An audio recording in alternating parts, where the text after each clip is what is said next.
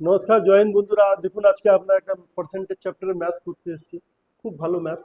এটা ফ্র্যাকশনে নিয়ে এটা ম্যাথসটা। ফ্র্যাকশন আমরা মেনে নিব এক্স আর ওয়াই। অঙ্কটা কি বলতে চাইছে বুঝেন। নিউমারেটর নিউমারেটর মানে উপরে, আর ডিনোমিনেটর মানে নিচে।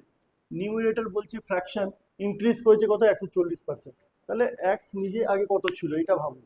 যে কোনো সংখ্যা নিজে 100% থাকে। 140% যদি নিউমারেটর বেড়ে থাকে, তাহলে 100-র মধ্যে 140% কি হবে, অ্যাড হয়ে যাবে।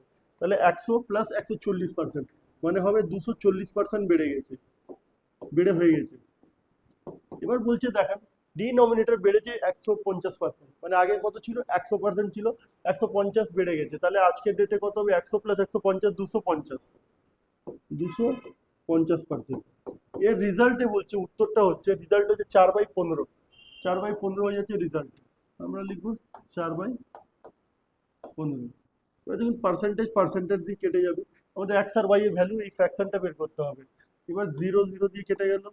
এবার দেখুন 4 দিয়ে কেটে যাবে 6, তারপরে 5 5 25, 5 3 15।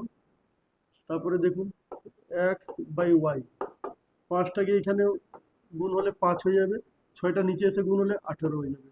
5/18 আমার অ্যান্সার। দেখুন এখানে অপশানের মধ্যে 3টের মধ্যে কিছু নেই, 4টের মধ্যে none of this will be the answer.